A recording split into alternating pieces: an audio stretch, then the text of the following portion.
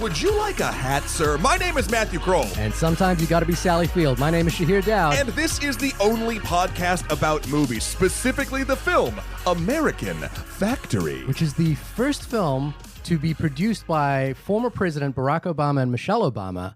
And we thought, since it was such a politically motivated film, or at least perhaps potentially politically motivated film, we should have a guest who might know a thing or two about politics. We've decided to have with us, and very pleased to have with us, Zeeshan Aleem from, well, you're a freelance journalist, right? Right, that's right. But you write for a number of publications, including The Atlantic, Esquire, Guardian, Vice. You basically, this is my, every morning, this is my browser tab, by the way. Fox, HuffPost, Pacific Standard, Mike, The American Prospect, and now this news. Welcome to the show. Thank you for coming on. Thanks for having me. Specifically, we're having you on because you actually wrote a piece for Vice about this film, which I'll say the title right now because I think it'll frame some of our discussion. But the title was Obama's new documentary is great. But it also reveals why he's out of touch, which I thought was just a fantastic title, for one, and a fantastic way to think about this film that we're going to be discussing today. Indeed. Sorry, I always get, with the formalities of introducing people, I always want to be like, you did eventually get to the thanking him for being here before reading his accolades, but thank you for being here again. This movie, we definitely needed a bit of a professional touch, I feel, because we can talk about sort of how we feel about the things, but you've done work in this space. You've done a little bit, yeah. So I think that's going to be amazing. Real quick, before we even dive in to American Factory. We like to, on this show, get a feel of our guests' cinematic histories or preferences or flavors, if you will. What type of movies are you into? I like a little bit of everything, but I do have somewhat of an embarrassing obsession with watching horror films. Nice. And I derive fulfillment, equal fulfillment from watching terrible ones, ironically, or really well-made ones in a serious way. No, that's the two ways to enjoy horror films. I'm kind of more interested in the terrible ones, ironically. What are could you give us a couple of things that you've dug over the last few years? First thing that comes to mind was probably Cabin Fever. Oh, yeah. Yeah. Yep. That's not particularly terrible, though. No, it's sort of, that's true. I mean, it's sort of, I guess, deliberately. Wait, are you talking about the remake? There was a remake of Cabin Fever a few years ago, and then there's the original. When was the original? The original, I think, was like 2005 or something like that. Maybe? Yeah, and that had the friend from Boy Meets World was in it. Yes, I think that's the one. Okay, yeah. The one with the bunny rabbit at the end, right? Yeah. Yeah. It was a lot. Yeah. I liked Cabin Fever. I really liked it. I mean, I don't know. I couldn't tell how much of it was deliberate. My friends and I remember watching it with my high school friends. We had a kind of ongoing debate about how much of it was sort of self-conscious and sort of like deliberately, eccentric and weird, but it was extremely entertaining. There's definitely, when you're dealing with films like that sort of ride the line, they lean into tropes. I think the ones that do it correctly lean into the tropes the right amount that then sort of let you have fun with the premise that is pretty much ridiculous, but they treat it serious enough. It's a nice sort of like knife's edge walk. Yeah, I agree. I went to a screening of that before it was a big deal, and Eli Roth was at the screening. Okay. And so I got to meet him very, very briefly. He's, for one thing, this is incredible about Eli Roth, he's an incredible public speaker. Like, he is one of the most charming, charismatic people I've ever seen stand on a stage. Like, he could win over any audience. I'm pretty sure of that. But he described Cabin Fever because at the same time Donnie Darko came out. That's right. He said Donnie Darko and Cabin Fever were the same film, but with different percentages of rabbit. And he was basically, he said Donnie Darko was 90% rabbit and 10% Evil Dead, and Cabin Fever was 90% Evil Dead, 10% rabbit. Yeah. Which I thought was a good way to think about it. Accurate, Eli Roth. Another thing, I don't know if you've seen this movie. I do. This is just one of my favorite schlocky but still well-produced horror films of the last year. The film Escape Room.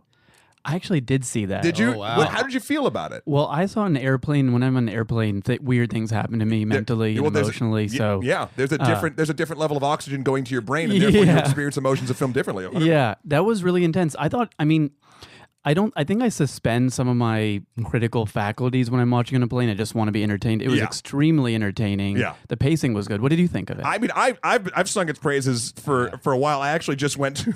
This isn't too long of a story, but I was in Maine for a bit, and my friends are like, "There's this video store closing, and they're selling all their Blu-rays." And I'm like, "Ding, ding, ding, ding, ding!" So we went out there, and I got a copy for $5, and I am very happy. Yeah. Matt's been trying to get me to watch and discuss that film for the longest period of time, and you might have given the validation he needs for us to do It is an true. episode. It is true. Maybe when we're hurting for a movie one week, we'll do it. But I enjoyed it. I was shocked how much I thought about it. I was like, oh, this is neat. Maybe it's because I like escape rooms. Maybe it's because I like the style of film we're describing. But Yeah, remind me a little bit of the game. yeah. Oh, now see, I love the game. So there is definite similarities, but the game. I mean, this Escape Room was clever. There were clever moments in Escape Room, but wrapped in a real schlocky package. Where I feel like the game was like The Game is a class act. I've always said The Game is basically the best Alfred Hitchcock movie that Alfred Hitchcock never made. I've actually I'm learning so much right now. This is great. I've only seen. We should be talking to you as opposed to talking to each other. This is the last thing I want to say. I'm sorry. I've only seen the game once. Oh my god! But here's the thing. I am so happy that I've done that because I still have that one experience of not knowing what the hell is going on, and it was so effective for me. I'm like, I've never had a movie where I'm like, I will never watch this movie again because I loved the experience so much, and that's just, and I'm fine with it. That's a praise to the film in a weird way, not a detriment. So anyway, well, one other question for you. You're obviously a political journalist. I'm curious if there's been any films that have kind of spoken to you as a professional, like films that like we've talked a lot on this podcast about Spotlight, for example, which is not a political a film about political journalism, but a film about journalism nonetheless. I'm curious if like if because of the field you're in, you're kind of into All the President's Men, or you've thought about like there are particular films you've seen that speak to what you do professionally. I actually tend to avoid movies about journalism, mainly. I mean, when you work in journalism, you don't want to think that much about it when you're not doing it. You're always online. Yeah. But I do think a movie that resonated a lot with me when I was younger was Fight Club, which is kind of embarrassing to say, but as a teenager, I absolutely loved it. And it didn't necessarily have any directly, professional consequences, but specifically, I watched it right at a time when I was becoming very disenchanted with the world politically and economically, and seeing something that was such a sort of rabid critique of a consumerist economy and the sort of emptiness of just sort of trying to fulfill yourself by buying and selling things, and having your identity wrapped up in consumerism, which just really, really struck me deeply and kind of validated some of the feelings I was having. And I didn't necessarily start a Project Mayhem myself, but it definitely cemented the conviction that I should be doing something provocative. And I didn't really decide that I was going to be a journalist, right until the end of undergrad, but I was always into politics. So, yeah. I think that year, 1999, was also the same year that American Beauty came out, which swept the Oscars. And there was that, I think both those films and maybe The Insider, which came out at the same time, had that sentiment. There was this sort of strange American sentiment around that period of anti-consumerism, or there was this kind of wokeness that we all got about buying IKEA furniture wasn't the way to make our lives fulfilled. Yeah, his name was Robert Paulson. Yeah. But the interesting thing about Fight Club that I always, it's changed. I, like you, when I was that age and it came out, I was like, oh, hell yeah. Fuck society. Woo. But they're in a weird sort of it's that baseline of what the film is. And then as I've watched it, growing up, I sort of see the more nuances of it, but I also see that it seems anyway, its critique is so good that it will also critique those that buy into its own ideology too hard, because it's kind of about not buying into really any ideology. To extremes are bad. So I've always found it, and then it's interesting because the graphic novel obviously existed, and then there's a sequel graphic novel, which I did not enjoy. I think it lost a little bit of its shine, or even bought into when a series starts referencing itself too much, especially one that has an anti sort of base your life around something message. Anyway, I'm trailing, but I love Fight Club so much because it has changed. Its meaning has changed for me as I have. I don't want to say grown older. So yeah, I have almost that similar, not fear you have with the game, but I wonder if what I'm going to feel like if I watch it again, because it's so tied up in my sort of, coming into myself from when I was younger, that I don't know what it would be like to revisit it, and if I would sort of view it as like immature or amateur, or like you said, or come across as you probably did, a lot of extra nuances. And in some ways, I'm almost satisfied just to let it sit there as like a thing that I kind of feel nostalgic over, rather than. But I should revisit at some point. Is there a term for that, Shahir? Is there a cinematic or an audience sort of term in cinema? And if there's not, we got to make it before this is over. For the desire and the love of a film and the experience you saw so much that you don't want to ruin it by a second viewing. I mean, I don't think there's a term for it, but idolation is probably the closest thing you're thinking of, which is that like you want to put it on a pedestal, and the thought of having it taken away from that. I will say the two films that you've referenced are both David Fincher films, The Game and Fight Club, and I do revisit both of them often. And I think Fight Club has the most danger of feeling somewhat toxic now, especially in the culture that we live in now. But it like Matt said, it actually is a fairly nuanced critique, despite being sort of quite exhilarating and quite fantastically made and quite bombastic, I guess is the word for it, but it actually does hold up, in my opinion. If our listeners have a different opinion about that, you can email us in at onlymoviepodcast@gmail.com or hit us up on Twitter at onlymoviepod. I'm very curious about that, because I wonder if our listeners would want us to do an escape room episode, or revisit The Game, or revisit Fight Club. I'm telling you right now, listeners, I'm terribly sorry. I will not rewatch The Game.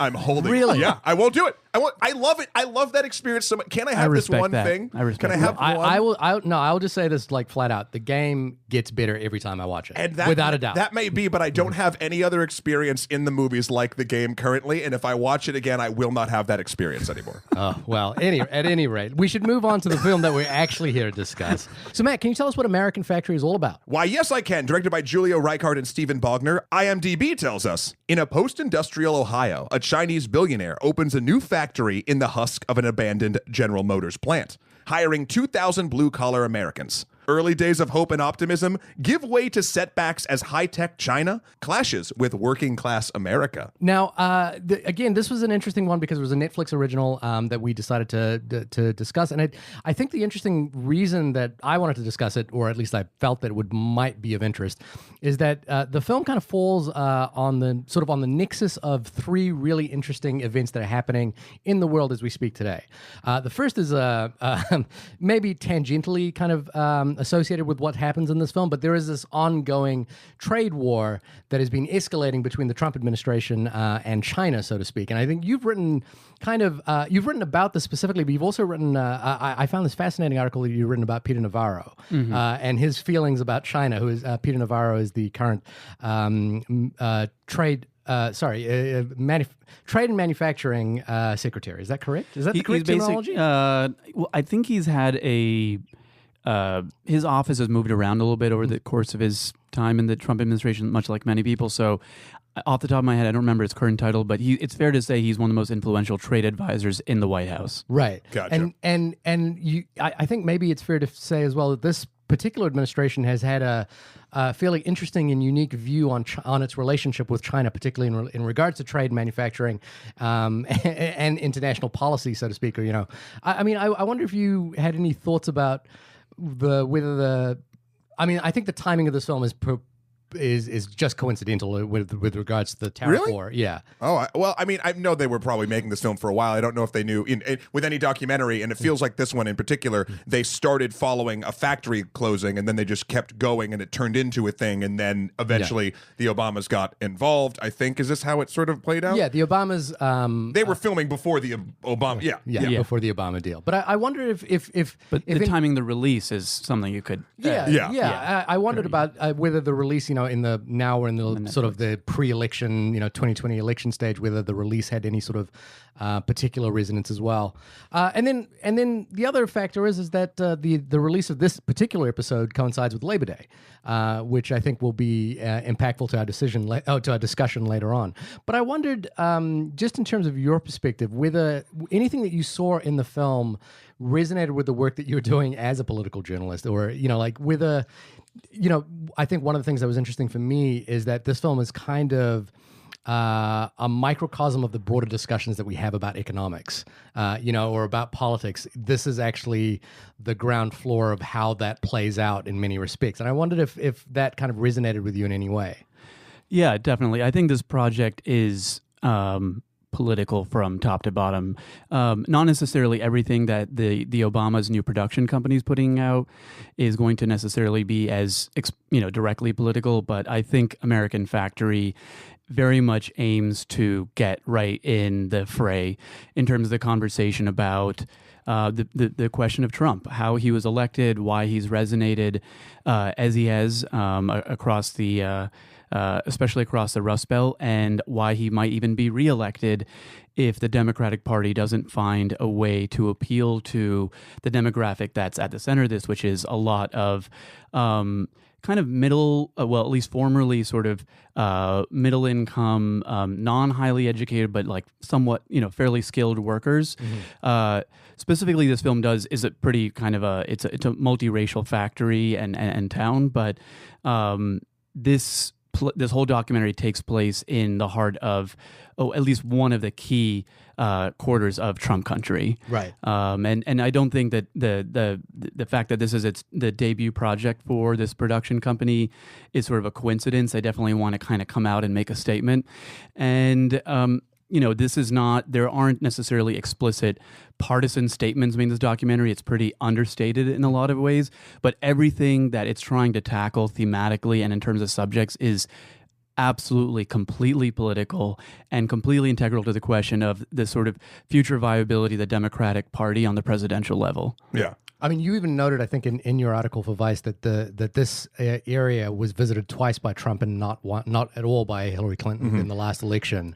Yeah, and I think part of your critique of the film is whether the film is actually an effective messaging to those voters. But more broadly speaking, is the actual release of the film kind of speaking to maybe a group of voters that the Democratic Party have kind of forgotten in a way.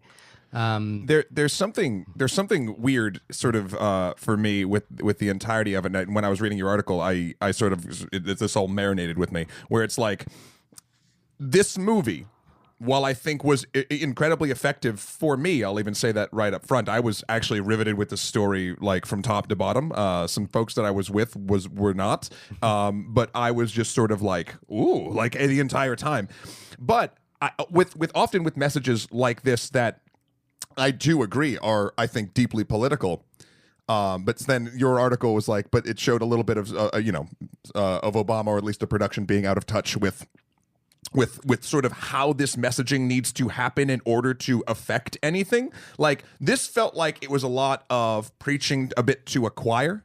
And it's such an interesting dichotomy, because I don't think folks that this film might benefit helping them educate themselves on different ways that all of this stuff goes down. I don't think those people will ever click on Netflix and watch this thing. Like, I just don't think they will. And here's the other weird side of it too. It's definitely political, but it doesn't call Trump out by name. It's not what's the word I'm looking for? It's not like confrontational politics. Right. And therefore, Trump's going to ignore it unless someone kind of brings it in front of his desk and he gets it. But like, it's not salacious enough for even him to bother rallying against, because I think his team or whatever, the administration, knows that the people that this might affect negatively for them, they're not going to watch this thing. So like the entire time, both while I was watching it and when I was reading your article, I was just very like, oh yeah, like I really liked it, but is this the right way to go?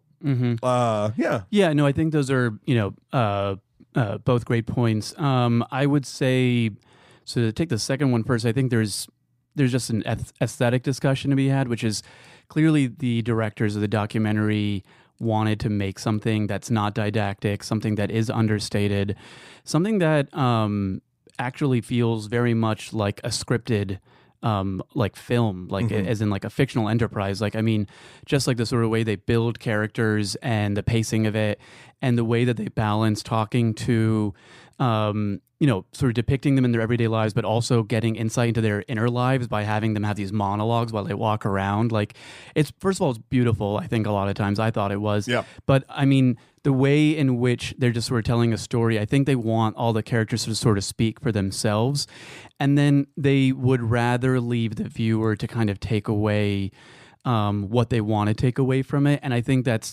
it's partially it may be it's somewhat of a political decision to make, but it's also clearly an aesthetic one as well. And I do think ultimately, though, in my reading, and maybe it's just because I am of the left, but I think that it is quite sympathetic to the workers and to the left and their exploitation because of the focus on the episode where Sherrod Brown decides to blindside them by supporting, which was such a great scene. Yeah. When he blindsides them by supporting the labor and seeing management sort of scramble around like with their heads chopped off and not really knowing how to react to the situation, and then showing just how management was just being really, really kind of slimy about stuff, like admitting to firing workers to prevent them from joining the union or organizing further, and depicting kind of their misdeeds. And I think that it's one of those things where I think they're if they seem to have faith in the process, and that if they put everyone's story out there, I think a majority of people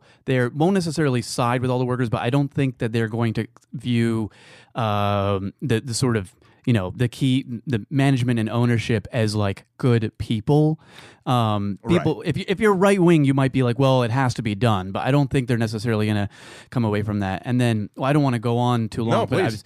was, to your other point about this being who's going to even see this, or reason or preaching to the choir. I mean, so that's kind of a perennial question in all media, right? Because we have so much, the media environment is so polarized that generally speaking, a lot of people who are liberal or liberal-minded in terms of what they produce are generally speaking making things for an audience that's sympathetic to them from the off, and they aren't necessarily changing their minds in terms of flipping conservatives to liberals necessarily. That's true. And that's a structural issue, and there aren't really obvious short-term answers to that. I don't think that it's very easy to see how you can get people who don't trust the media establishment at all and believe in conspiracy theories, for example, or genuinely think of Fox News as a serious news enterprise to start consuming what's considered liberal stuff. I mean, that's a big question that's beyond the scope of at least what I can think of right now off the Sure. top of my head. But what I will say, though, that I think this film does is hopefully for people who are at least sort of centrists and moderates all the way to the left, I would hope to think that it might provoke them to think a little bit differently about the nuances of what labor organizing looks like. And we'll probably get into this a little more in the future, and later on in the conversation. But there are unexpected turns in terms of the way that the Chinese and American workers relate to each other and the way that management relates to the workers. And that's something that's valuable regardless of where you stand on the political spectrum. Yes, Yeah. because regardless of where you stand on the political spectrum, you do need to work and you do need to be able to provide for your family. And I think that's one of the questions at the core of this film is, how does that relationship to your employer actually look in different economic states? And it feels like, I mean, one of the things that feels very interesting that happens in this film is that the team of Americans go to China to visit their corresponding factory, and you get a stark difference on what labor looks like in both countries. Where in China, for example, they talk about working 12-hour shifts with only one day off a week and living in sort of Maximum, I think sometimes just a few days a month. a few days a month, and almost living in sort of a tenement housing kind of situation where they're away from their family, versus the American sort of philosophy, which is slightly more based around, post-industrial labor conditions, where we recognize that there needed to be a balance between labor and one's personal life, and so there's a sort of a sense that you work essentially just to get money in order to do your personal life. And I think that sort of equation is really at the heart of what this film is kind of asking, because on the one hand, you've got China, who's entered the sort of capitalist market in 2001 when it joined the World Trade Organization, and on the other hand, you've got a fairly predominantly capitalist society, as it has been for since before World War II, or as long as it's been in existence, and you do get a sense of these two different stages that these two countries are in, and how that can affect basically the entire living and working philosophy, because essentially, although, as you sort of pointed out, there is a sort of a delightful convergence of Chinese and Rust Belt Americans who are willing to come together and have a conversation with each other and even form friendships, and you get these sort of wonderful scenes of newly anointed Chinese immigrants wielding guns, for example, with their new neighbors, or the Americans going to China and learning to speak Chinese and being part of the celebration.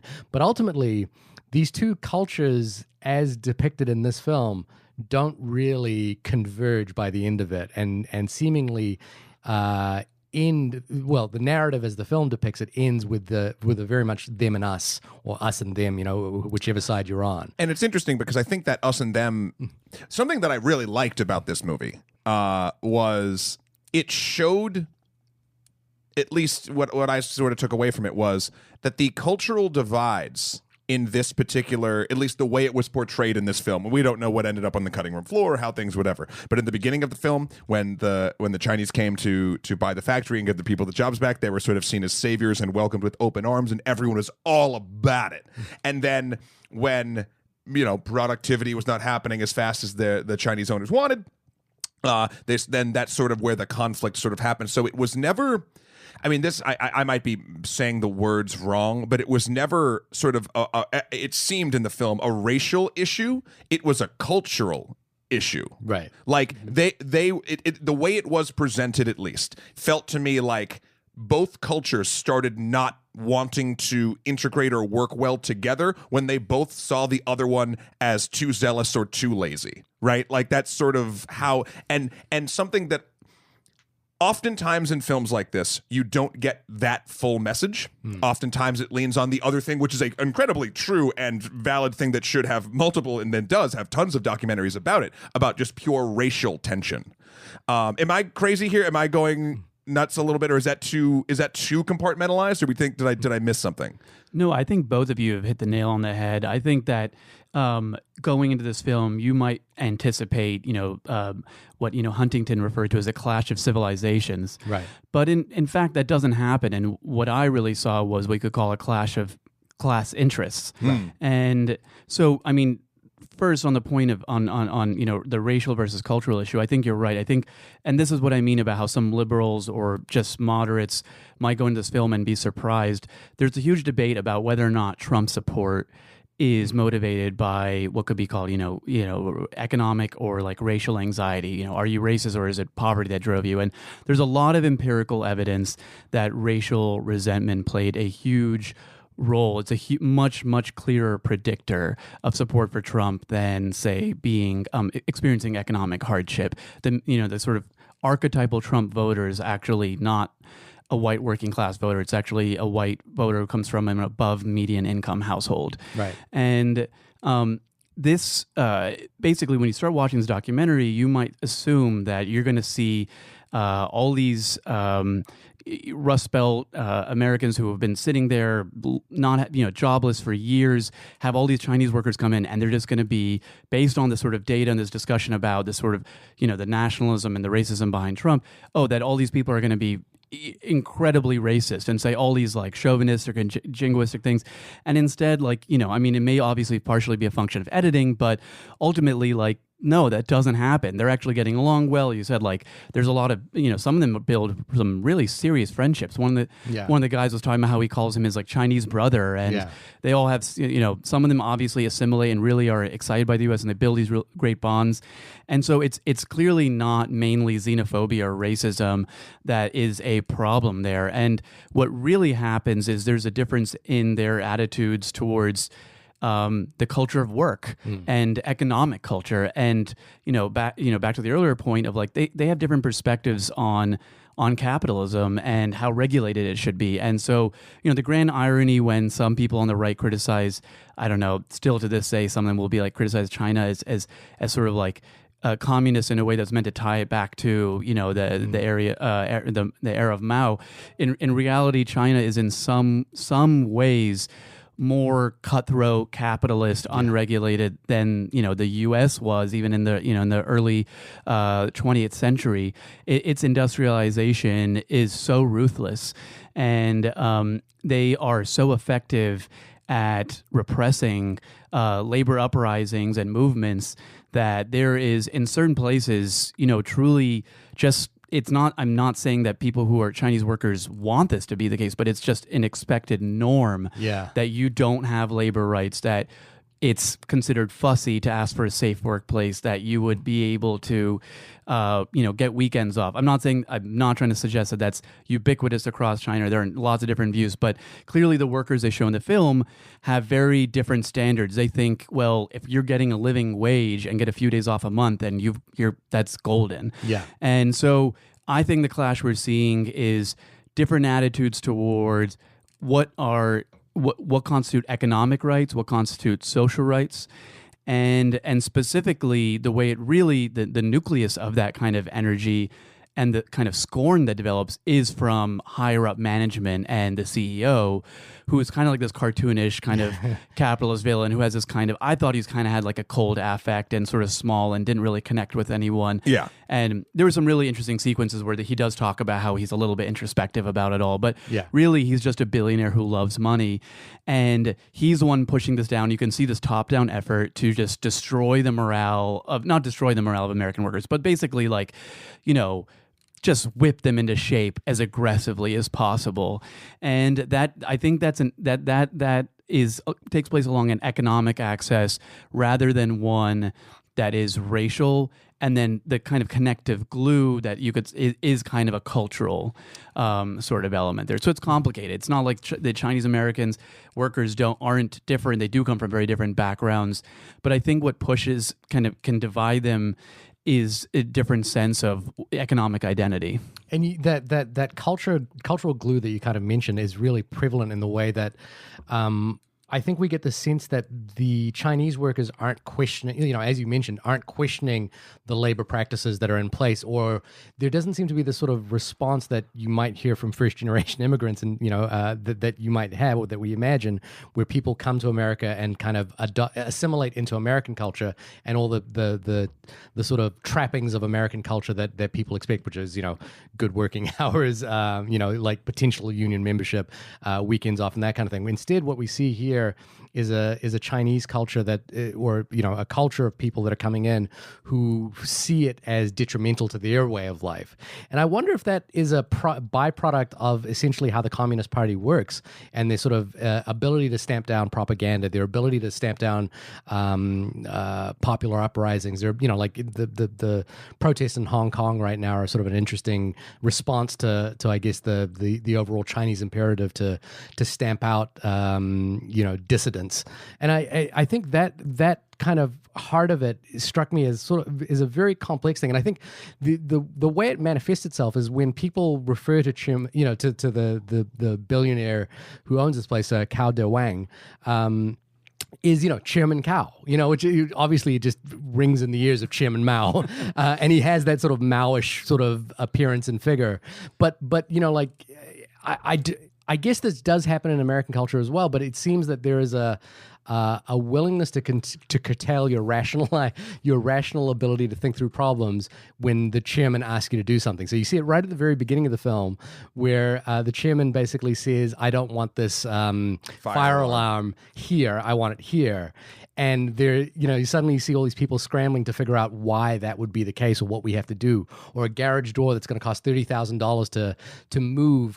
It's just simply the case that you will have to do it. And the most interesting part of that to me is the former president of the Fuyao factory, and I've forgotten his name, but the obviously the American who was laid off during the middle of the film, who obviously when Sherrod Brown mentions the union thing, flies off the handle, and he says something along the lines of, "Not his place. He's never stepping foot on this fucking factory again." But then after he's fired, I want to take the giant scissors and cut off his head. Yeah, everyone's exactly. like, Really what he says, yeah. What? Yeah, essentially he could, I guess he falls in line. But then later in the film, we see him again driving past past the factory that he's been fired from, and he's suddenly more sympathetic or more empathetic to the union movement, and he's suddenly like, yeah, I think the workers here need something. Was he the one that said you can't spell Fuyao without FU? Yeah, exactly, Okay, at the end. Yeah. And it's a fascinating transformation that happens, and I wonder.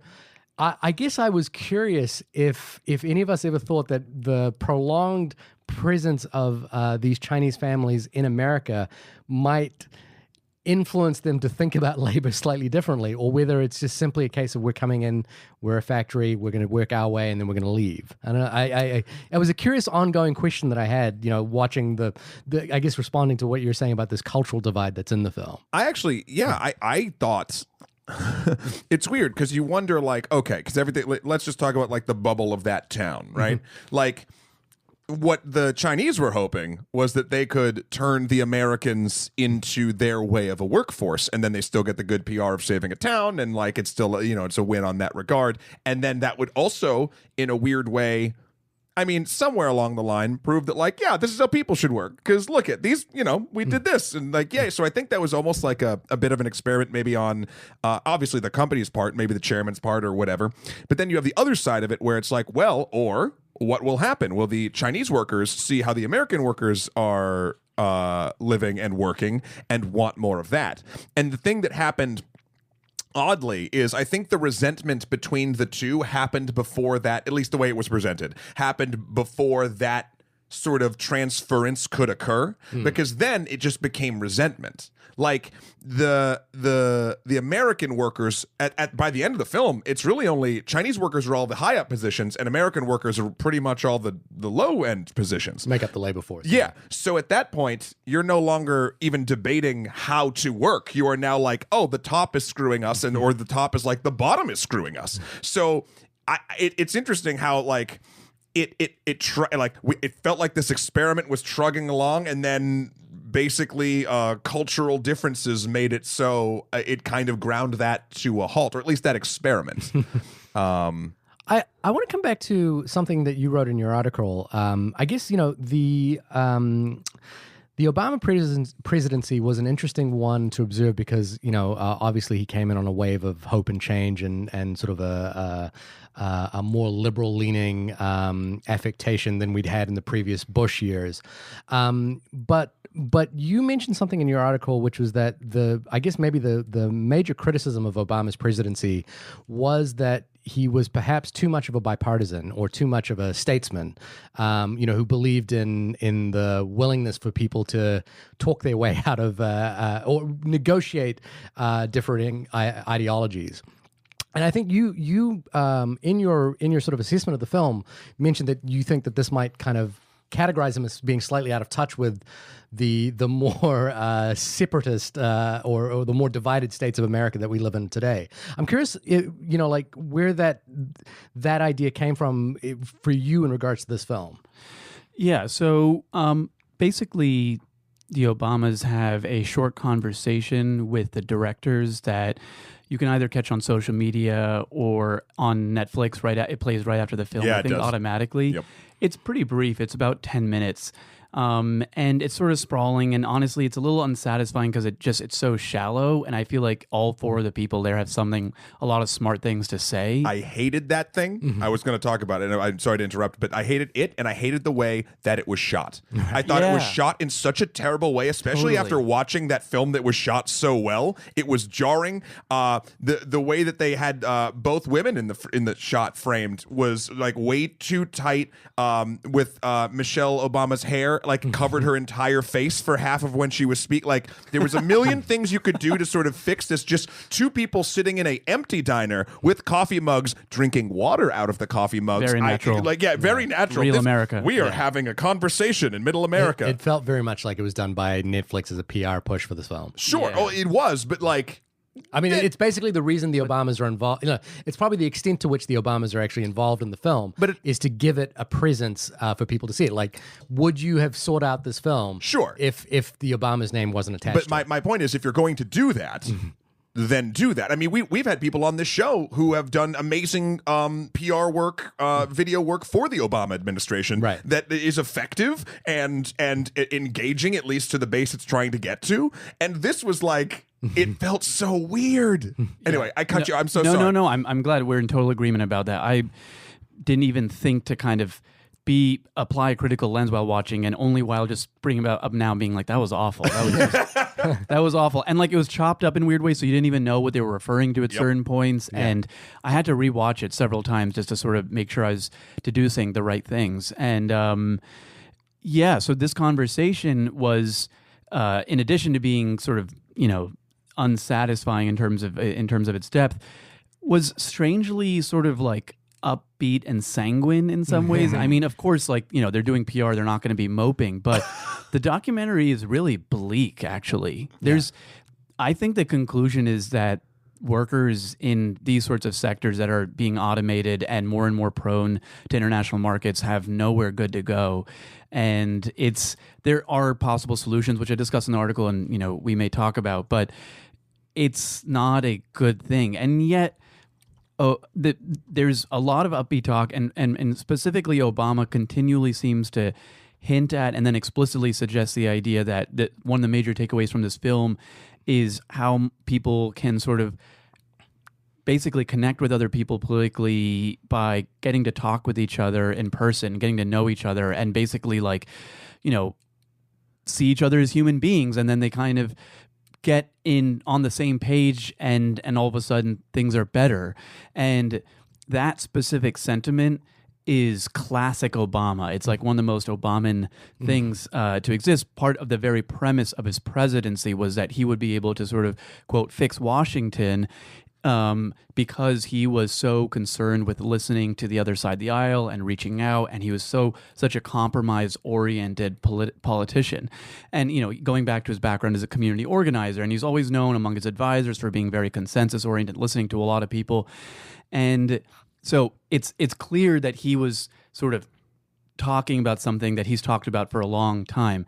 But if you watch the documentary, it's like, is that what you took away from this? Because I had the opposite takeaway, which is that even though we see these sort of heartwarming stories of the Chinese and American workers getting along well, sometimes overall what happens is the American workers lose a rigged union organizing effort after being sort of brutally exploited by their foreign employers and by like a set of management that's willing to do anything, a lot of it as probably illegal. As I was shocked that they would have this allowed access for that sort of stuff. I assume you're talking about illegal. The Labor Relations Institute coming in and the way they came in and there's sort of intimidation, and then the way that the guy was basically saying we're firing people who are organizing, that is not legal, as I understand it. I mean, they may have some sort of slippery way of doing it. There's the implication, which was really great. They shot this woman being like, they deliberately gave me too much work so they can give me a poor performance record and then justify kicking me out. So maybe that's how they pulled it off legally. But strategically, their intention was to target people who were viewed as rebellious workers and get rid of them. You're not supposed to be able to do that. Right. And so it's really striking. So, the story that this tells is that they're, getting to know each other in person, and the Chinese and American workers and their managers having unexpectedly sort of amicable relationship. And even when the American workers went over to China and kind of had this fun party, and there's one guy who broke down crying because he was like, we're just one world. And it was like really funny and saccharine and kind of sweet. He was very drunk. That's really that. Fair enough. He was drunk. But it was just like, it was so amusing. But like the point was like, there wasn't enmity in a sense of like people hating each other. It was not a matter of dehumanization. It was a matter of a business that was willing to do whatever it needed to get, just extract as much productivity as possible. It's just a classic tale of capitalist exploitation. And the conclusion that I think one should draw is that like, wow, these workers are not protected at all. And the Chinese workers who it sounds like some of them are going to go back to China are going to be even in worse shape. And this is a classic example of how like coming down and talking isn't enough. And that specifically the way the unionization effort went down and there's all this shady maneuvering is a sign that like people are. It's a story of a clash of wills and someone coming out on top because they had more power. It's not. It's a beautifully told story. It's not a happy story. No, with an automation icing on the cake. I mean, then there's the whole issue of that they just sort of plop on in the last 10 minutes that's going to screw even more workers. It was almost like I loved this documentary so hard, and I still do for the film itself. But that 10-minute Obama, Michelle, and Barack and the directors of the film interview at the end left such a bad taste in my mouth. The same thing, what you just said. Like it was like Barack Obama watched the first half of the movie and was like, "I got it. This is great." Didn't because if you shut it off in the middle, that's the message. But there's like 45 minutes to an hour of no, that doesn't work. So it was really shocking and shuddering to me. I guess from my point of view is I think in hindsight, Obama's sort of political we'd call it political naivete about the state of the world that we live in, is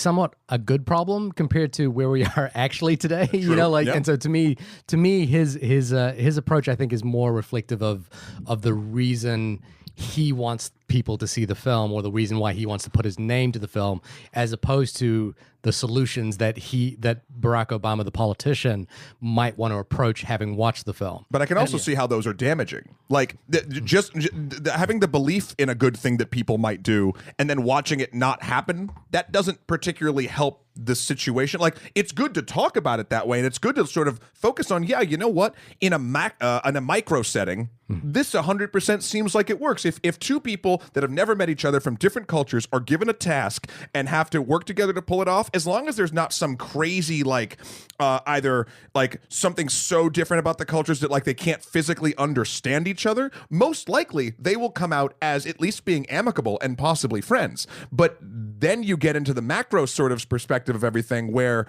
it's a little bit more complicated than that. We're dealing with socioeconomic structures that are vastly different, and they treat individual cogs vastly different. And man, oh God, that interview rubbed me the wrong way. It was the first time in a long time, and even after reading your article, I was like, it sort of solidified my opinion, and I almost felt when I watched that interview before I read your article, I felt a little crazy. I was like, am I disagreeing with Obama? Because I really I agree with a lot of Obama's policy. I agree with a lot of the way I agree with the positivity, and I love, or let me rephrase, I love all that. And it's become sort of a little bit, in my opinion, that water of that works has become muddied. And the fact that it's a little bit, he's still saying the same thing, even though he just showed me a thing that kind of disproves his point. I was like, oh no. I guess I would say I think he felt on brand. 100%. But I'm curious. I guess the alternative thing would be is what if this was American Factory as presented by Bernie Sanders or Elizabeth Warren? I guess what would that conversation be at the end of the film if those two candidates were discussing the outcome of the film? And I guess that's really what you're talking about, which is that to me Obama seems exactly on brand in terms of how we expect him to respond to people creating art in any sphere, which is to celebrate it. But the actual, I think the point you're making is the actual reality of what happened in this scenario speaks broader to a kind of a darker undertone to the possible ramifications of what unfitted capitalism looks like for individuals, right? Mm-hmm. Yeah, and I think the idea of envisioning Warren or Sanders in this conversation is a great kind of thought exercise, because it's pretty clear that if they were in this director's chat afterwards, they would be talking about how this is clear evidence that we need to really, really boost labor protections for workers. I don't think they would necessarily have identical takeaways, but they would both push that point, because it's very clear that if there was a more muscular labor movement, if there were stronger protections for people organizing, preventing them from getting fired because they're organizing, if it was easier and faster to organize, if there was more regulation against, external consultants that come in for millions of dollars and basically intimidate people and play mind games with them and convince them that they're probably going to lose the only job they've had in 5 years. If we just had, generally speaking, a more robust social safety net so that people wouldn't be absolutely existentially terrified of losing their job because it means the end of their life. Yeah. Those workers there could have been a different outcome in that situation.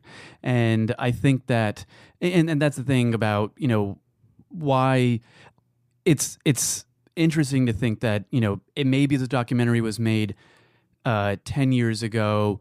Maybe Obama talking about how we should all try to appeal to each other's better angels by reaching across the aisle or talking to, breaking bread with your political enemy. That's a good thing. It might have seemed a little bit more tolerable, but in this moment when everyone's just digging deeper into their trenches and pulling out artillery, it just feels so tone deaf for this political moment. I'm very far to the left in terms of the way I view the world, so I always had kind of a left critique of Obama, but it's really interesting to hear someone who is a little bit more sympathetic to his worldview and then kind of not souring on it, but realizing or thinking that in some ways it's inadequate for where we are today is a pretty compelling point. And sorry. One thing I will just say about that is my last takeaway, because I don't want to keep harping on this 10-minute. This is not the only podcast about the 10-minute interview after the film American Factory. We should be talking about dominate American this Factory. niche. Yeah. Well, technically, we might be. But the meme, because I think in those ways these days, because the internet, that I kept thinking of during that entire interview was that meme, that 2-frame cartoon with the cartoon dog in the fiery room with the cup, and then the next one is just holding him, goes, "This is fine." Yeah.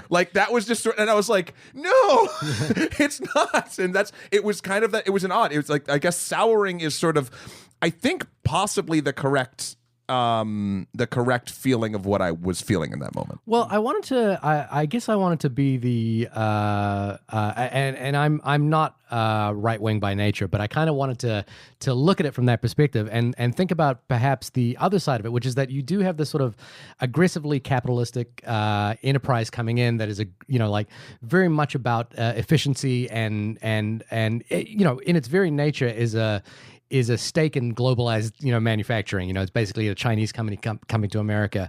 And the sort of counter narrative to everything that we're talking about, which is labor rights, is the efficiency and question of productivity in a globalized economy where this Chinese company has the ability to be entirely transnational and is only and its reason for being here is obviously to gain access to the American marketplace and to have an actual geographic location in America. Mm-hmm.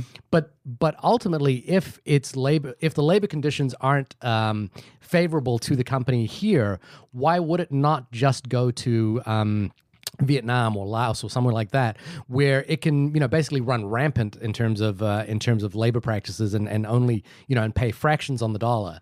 And the question that I have there is, do we think that there's any validity? And I know we're all three of us in this room probably don't, but do we think that there's any validity to the question of what happens if a Fuyao doesn't exist in this community? Like these are, as you've identified as, documentaries like Roger and Me, Michael Moore's film about the closing of the General Motors plant, kind of illustrate is that these communities are entirely dependent upon manufacturers coming in and actually providing labor or providing opportunities for them. What happens when we are in an entirely automated society, when we're in an entirely globalized community where efficiency is not based on geography and staying in one place, but actually just moving, uprooting and moving? What happens to these people if Fuyao doesn't exist here? I have a short sort of, I guess, addendum or answer, I guess, for me. Fuya is not a cure for what ails them. No, Fuya is a medicine that they will sell them at a cost and see if they can abate the symptoms of the problem for as long as they can until it eventually collapses, because of course it will. I think if Fuya didn't come in here, weirdly enough, and who knows, this is so complicated that me jammering on that I just came up with an idea 5 minutes ago is not the solution. But if Fuya didn't come in and that town went pure to further to the shitter than it already had, if more and more, this is a terrible sort of thought, but like in this thought experiment, if that happened there and nowhere else was getting sort of like these jobs back, the more things collapse, it could go one of two ways. Either the government could finally be like, oh, shit, and try to do something constructive to rebuild, or it would devolve on our side into working conditions just like Fuya brought to America. Like, those are sort of the two directions I see it going, if that's the case. I don't know. Sorry. What do you think about this one? Yeah, I mean, I agree. There's a huge structural issue here, and I just think that I don't think the value add of the American economy is going to be through high-end manufacturing. Right. I spoke to a really smart, sort of trade and economic analyst, Todd Tucker at the Roosevelt Institute, after watching this film. A lot of times opinion columns might seem like they're just, the person hammering on, but I like to do a lot of research and I like to talk to people. Right. And, he was talking about the idea of this, access to the market, but even more than that, he was saying majority of a lot of the reason this Chinese company may have invested in the U.S. is business diplomacy. And what he referred to, if I'm paraphrasing, although this may be what he said, was just sort of like kind of like a response to the China shock. And the idea being China's being vilified for taking away all the jobs in the U.S., so they'll compensate for that by coming back over and creating new jobs, and in that way sort of ease some of the tensions that might be providing the political capital for Trump to wage a trade war against China. So there's a business diplomacy element. There's another part of circumventing tariffs that are going up and potentially being able to have easier access to the markets in across North America that you want to provide to. But overall, this is so heavily symbolic and political because the work they're doing there, my sense is, and I'm not an expert in manufacturing, but it strikes me as sort of like moderately skilled. It's definitely not unskilled labor, but it's definitely also not highly skilled labor. And a lot of these sorts of jobs could definitely be outsourced very easily. And if your primary concern is making them the cheapest possible, and you ultimately decide that if you can compensate for labor, the more expensive shipping costs or tariffs by doing it elsewhere, they're going to do that. That's the bottom line.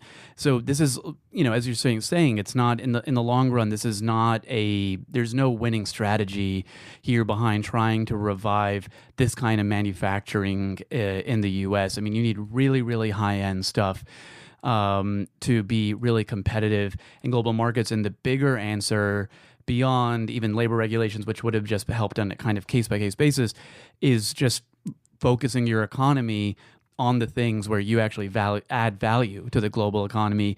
And in the meantime, providing a combination of social services and sophisticated retraining and reskilling programs to help people who did one thing their whole life and now can no longer make money out of it. And that's always easier said than done. And it's also really hard for workers to even admit sometimes that they're not going to do what their parents did and what they've been doing their whole lives. And it's not easy to switch to a different sector when you're in your 40s or 50s. And for some people, it may almost be emotionally impossible.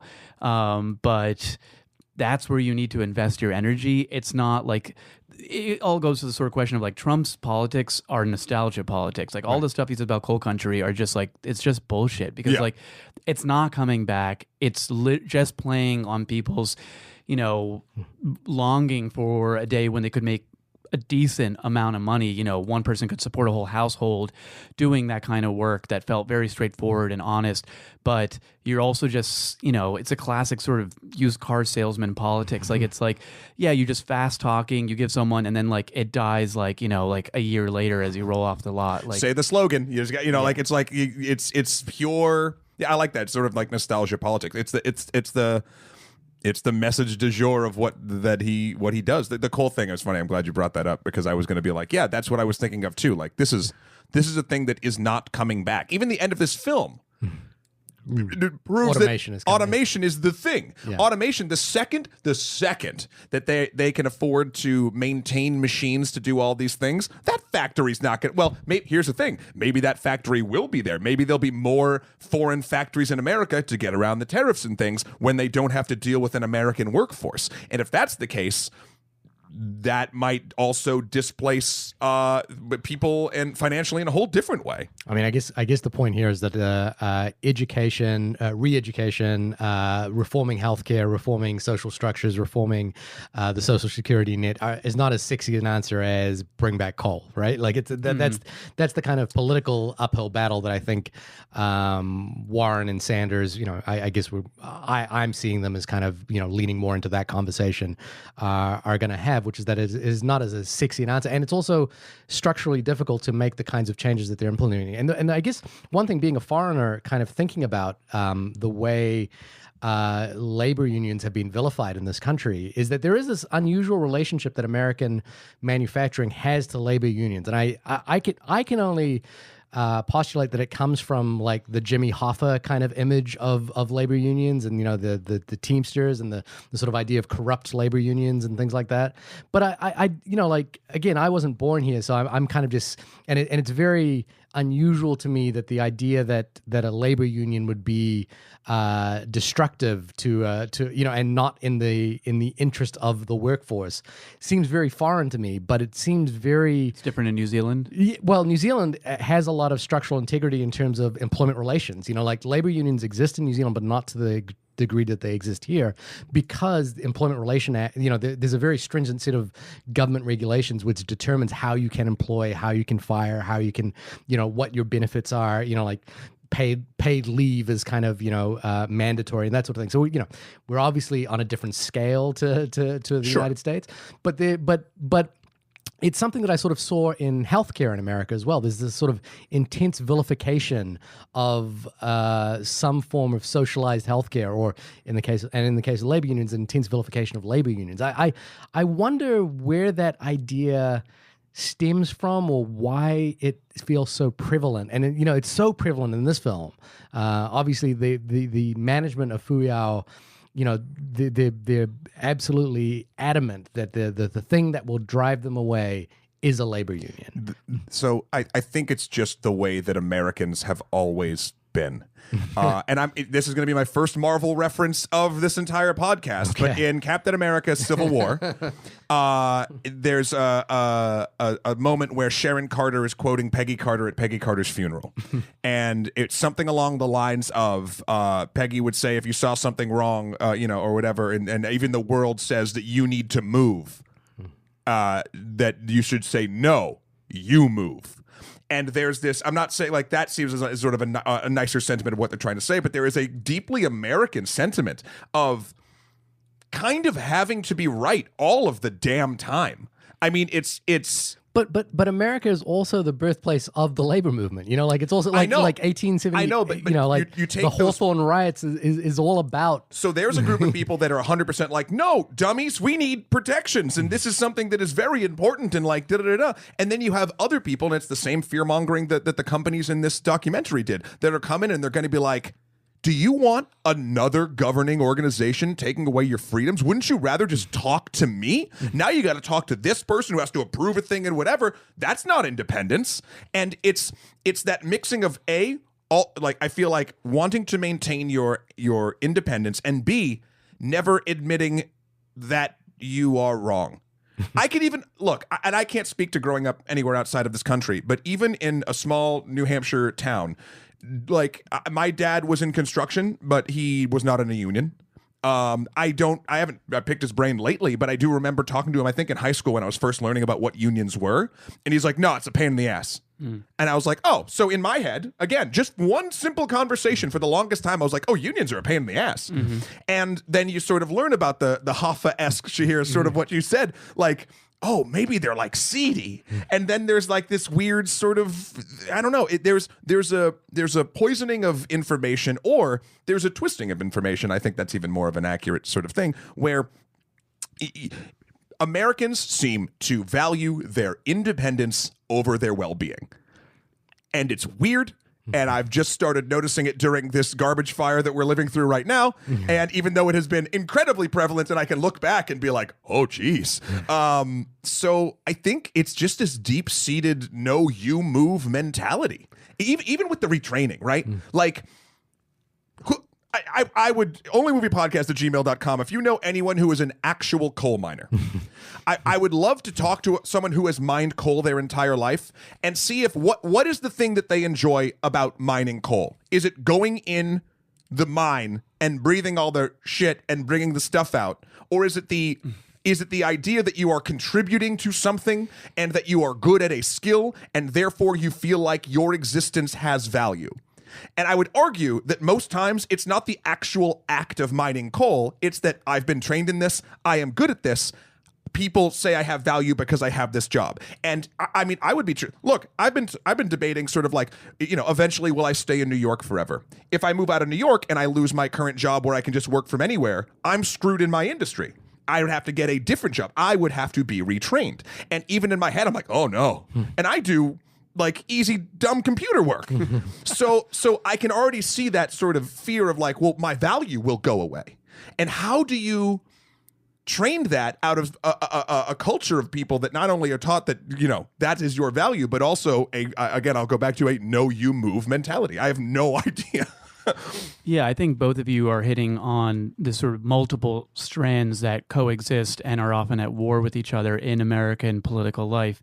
I think it's absolutely right that hyper-individualism and a sort of fetishization of responsibility of oneself is one of the sort of foundational, part of the foundational ethos of American society.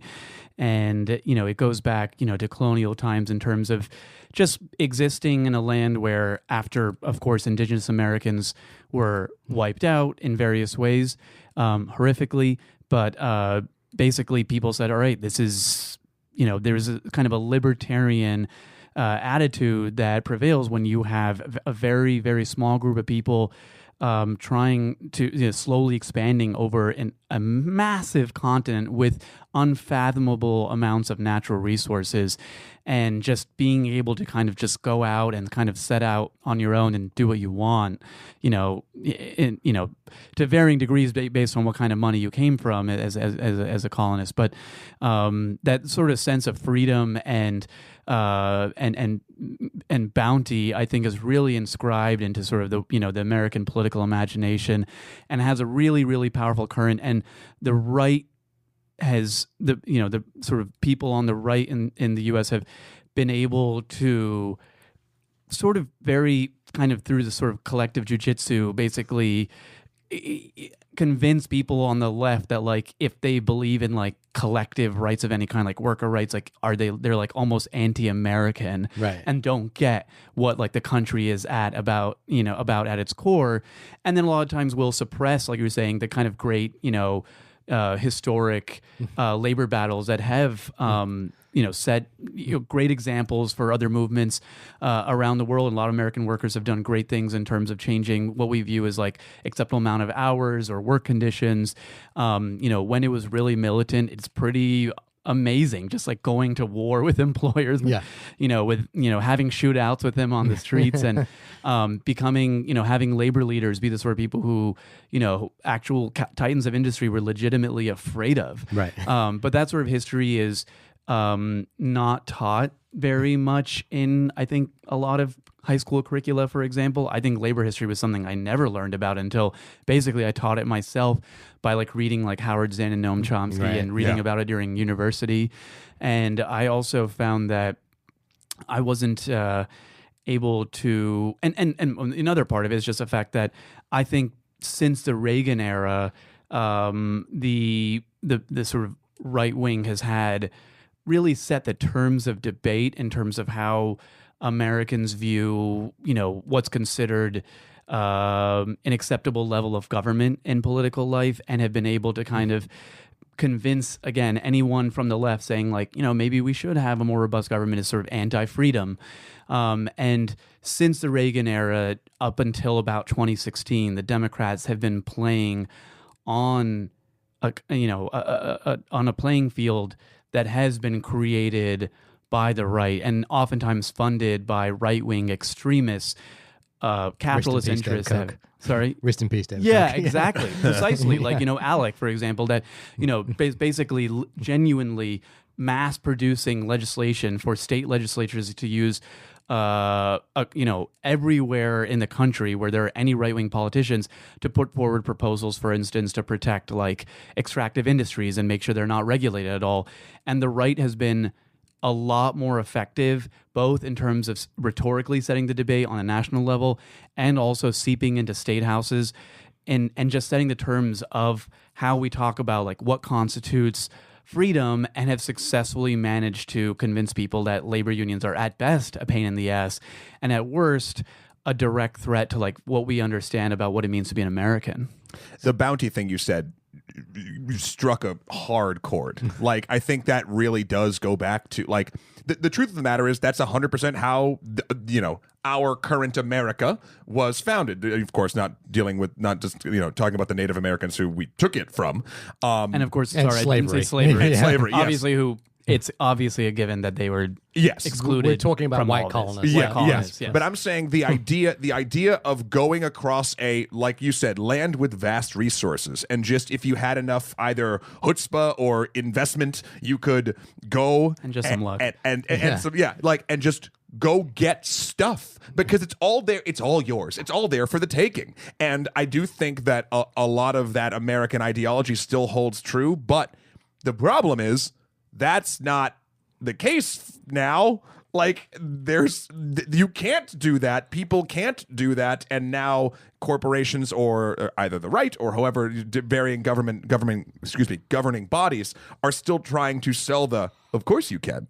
Mm-hmm. Because it's in their best interest. Anyway, that's one thing I just want to add really quickly, if you don't mind. Of course, there's also just the failure of communism in the 20th century and the failure of the Soviet experiment, and the way that provided it got a lot of traction as an argument against any kind of collective organizing. And so, if you were part of a union, then you could be complicit with or considered as part of a slippery slope to creating, just an absolute sort of dystopian hellscape in the U.S. And so I think a lot of, up until the collapse of the Soviet Union, partially the reason, the sort of framing of small government being the best government and everyone keeps themselves is because, well, the other option is, the other alternative is we all start becoming part of an authoritarian state and we're sent to work camps. And it's only with, we see millennials who don't really have a memory of that because most of them were born when they're too young to even understand the sort of debates of going on during, the debates about communism in the 20th century, where socialism is becoming something that is considered non-threatening. And along with that, there is a potential for labor politics to be considered something that's not perilous. Listen, This is America, and we're going to make our own dystopian hellscape our way, okay? We're going to do it on our own, and it's going to be independently nightmarish. I think to speaking to what you're saying is like, I think one of the successes of the Cold War was stamping out the idea that communism had any place in America or it's socialist identities. Like I think even in Bernie's rhetoric, it's hard to kind of get over the hump of a socialist Democrat. Like that. I think that word seems to have a stigma associated with it, probably because of the history of antagonism towards the communist and socialist identity. But I want to kind of wrap out this thought experiment with one question, which was that your entire your premise of the article that you wrote and your thinking about this film was based upon the idea that and I think of what you just said, which is that there is perhaps a naivete on the Democratic side to what the playing field actually looks like for anyone to have the argument that would cause a situation like Fuya to end successfully for workers. I'm curious if you wanted to reframe the conversation around this film, what, like perhaps for a Bernie Sanders or perhaps for an Elizabeth Warren, what do you think the takeaway from this film would be in terms of reframing the conversation that this film provokes? I'd say one of the clear takeaways of this film is that on one hand, divides between people of different nationalities or races are not necessarily going to create unbridgeable differences between people. Even over great linguistic barriers, people can find ways to connect with each other and potentially even find shared interests. And yet, at the same time, the deeper underlying class interests that exist both behind and alongside these sorts of racial identities can still play a huge factor in making it so that people can get along. And the reality is politics is about clashing over who controls power. And unfortunately, even though,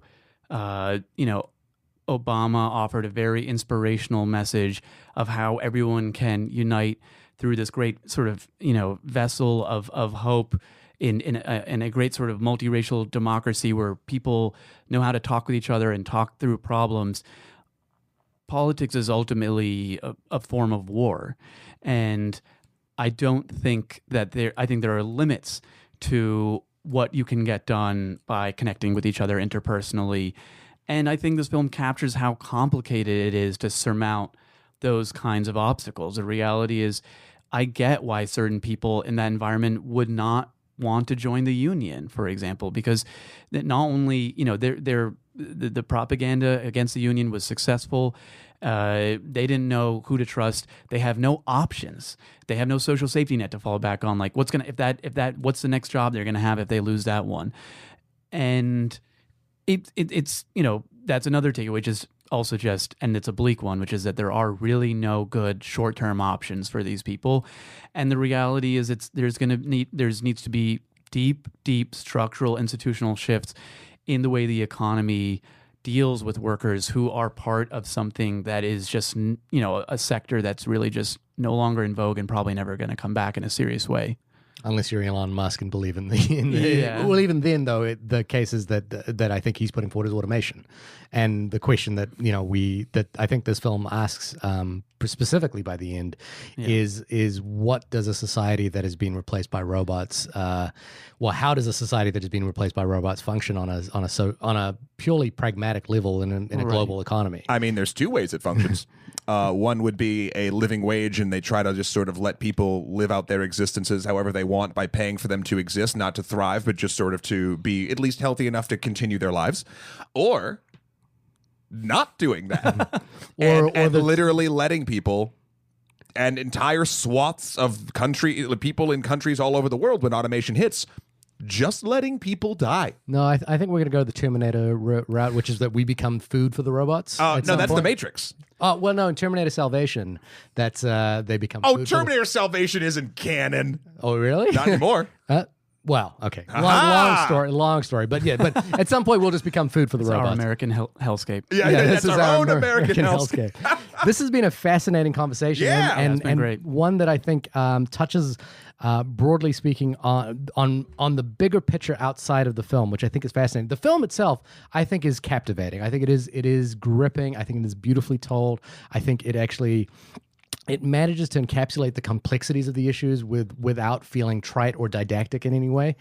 So I think it's an absolute must watch. As much as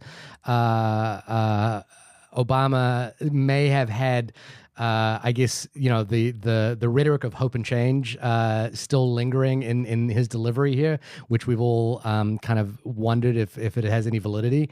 I still think the branding of Higher Grounds, his production company, and having him brand it allows this film to reach a broader audience, and allows us to kind of discuss this film that we may not have ordinarily sought out.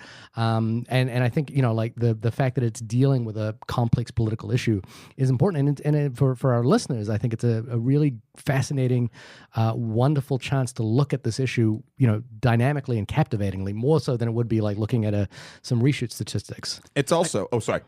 I just had one question for both of you guys. What did you think of the outro music? It was I didn't know what to make of it. It was weird. It was weird. It was a little heavy-handed. Maybe the person who made the short interview afterwards had a hand in the last 5 minutes of documentary. It felt a little bit incongruent with the tone of the film. It's very big. You know, it's a very big piece of editing. There's one piece of editing in the film that I was like, I can see the entire conversation around the edit basically hitting pause for around 3 weeks at a guesstimate to discuss one moment in this film.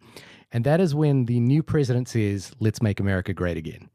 He says this film has no overt references to Donald Trump, but that is the one point at which the film kind of makes a direct reference to the rhetoric of Donald Trump. Yeah, and he explicitly says, "Let's make America great again." And I wondered how much as an editor that they'd agonized over that moment, what they thought about the conversations around that moment. I think would have been really fascinating to be a fly on the wall for. There's a very odd, different feeling when someone from an outside country coming in and sort of adjusting how we would do our business, which would seem, if on the people that are very focused on independence, saying like, "Hey, I'm an outside person from all of this. Let's make you great again." And it's like, ooh. Well, I mean, the reason I found that moment so fascinating is because I think it comes after a conversation where he says, essentially, we need to give our wisdom to these laborers because we're better than them. Yeah. And I think it speaks to something you said when you spoke to, I can't remember the Turner, who was the economist that you spoke to? Or Todd Tucker. Todd Tucker, when he talked about essentially economic diplomacy. And I wonder, you know, like when I actually don't buy that argument. Like I would have to see hard data about the conversation of economic diplomacy because I have a hard time believing that Chairman Cao would, you know, essentially donate $500 million of his money to economic diplomacy. Maybe I'm sure there's rationalizations for that, but that moment when when the new president says, "Let's make America great again," I think very much conjures the possibility that this is the case. Well, even tipping the slight conspiracy theory hat, he could be getting kickbacks from his own government for doing this. He could be getting. Well, they're state backed. He talked about subsidies from the government. Oh, there you go. But also then too, you're getting this sort of to grease the wheels of this entire thing. That literally, the branding of that style of thing could be an actual thing that was worked in. Also, it could be just sort of in order to get the foothold in the country. I don't know. There's a lot of things. Here's one thing I think we maybe have like glossed over in terms of this entire conversation because we're all leftists. We're all sort of labor oriented people. We're all people who believe in the rights of the workforce and that sort of thing. But from a globalization point of view, like America is not entirely innocent when it comes to economic warfare in other countries. Oh, absolutely. Not. So for this film may kind of make us seem like we're the victim, we're the rebellion against the empire, but we're, in reality, America's the empire. In terms of the economic warfare that America has waged on many different countries, you could argue this may be a case of just seeing what it feels like to be colonized. Yeah, totally. Yeah. I would say capital is the empire, and right. Capital is global and has no real nationality or face. It's most been concentrated, in the global north, but now it's swinging increasingly as the U.S. loses relative economic power. It's switching, but everyone's ultimately, am I allowed to curse? Yeah. Fucked. By capital. Yeah. The capital is the empire, but you know what that makes America? The goddamn first order. And that sucks. I have one last question for you, actually, just because you've read Peter Navarro's book. And Peter Navarro, as we discussed earlier, is the Secretary for Manufacturing and Trade. And he has sort of an almost... The way you describe it, I haven't read his book, is almost pathological fear of China, to the point where he's funded a documentary called China Will... Death by China. Death by China. Have you seen that documentary? Sadly, I would like to see that the same way I like watching bad horror movies. Right. I haven't seen it. I just like a clip. Just a clip. I'm curious what you think. Because I kind of asked you how Bernie and Warren Sanders and Warren would have watched this documentary. I'm curious what you think Peter Navarro or the Trump administration views the issues that are in this documentary, having read that book. Yeah, I mean, so Navarro basically would...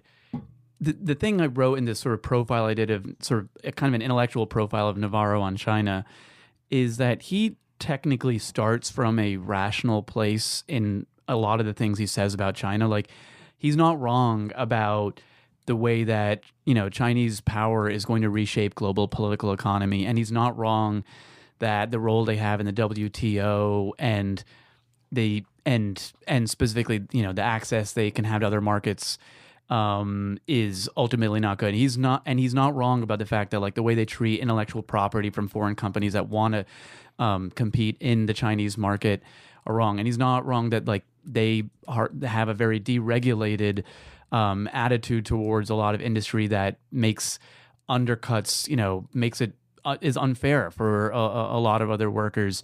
But he always takes everything many steps too far. And I'm not sure, I'm not a fan of doing, kind of psychoanalysis on something like, xenophobia or racism, like chicken or the egg, whether or not he sees these things and then he becomes, just terrified in a way that I think becomes blatantly racist of China, or he was racist and then sees this stuff, whatever. I don't, that's impossible to distinguish between. But he starts to become concerned with how this attitude is and he refers to kind of China as a sort of dragon that's just going to destroy America and the world is kind of unhinged. And I think that what could be explained by, like we were saying, kind of differing visions of the economy and differing attitudes towards capitalism. And China has a very idiosyncratic attitude towards the way it governs its mixed economy. It's definitely a lot of state intervention. And it's definitely, increasingly open to global markets and kind of cutthroat industrialist in various ways. But sorry. Do you think he would be, because of his feelings about China, which seem somewhat based in rationality, but eventually dive off the cliff at some point? Do you think this documentary would make him a labor movement supporter? Because of his feelings about China? I actually don't know exactly where he comes down on labor rights. I mean, I'm assuming by virtue of the fact that he's in the Trump administration, he is not a great supporter of labor, but he is, he's been an economist for a long time before entering there. So I'm not sure exactly how he feels about that question. Given his monomaniacal obsession with China and the way in which he views anything China does as an extension of their fundamental kind of savagery and exploitative nature and sneaky ways. Again, very kind of racialized tropes he always uses when talking about things. He's probably read Orientalism a few times, right? They would say, definitely, yeah, very, deep reader of that. He would basically just say, like, this is an example of what happens if we let China continue to grow without pushing back and stopping the rise of this, evil empire, and that soon we'll all be answering to Chinese overlords if we don't find a way to rein them in. And again, there is theoretically, there's an argument to be made that yes, like, if the global economy doesn't figure out a way to regulate some of China's growth and some of the way it engages in intellectual property theft, which is a very serious issue for the competitiveness of a lot of, say, like Western economies. That's true. But also he'll basically be like, well, we should destroy China.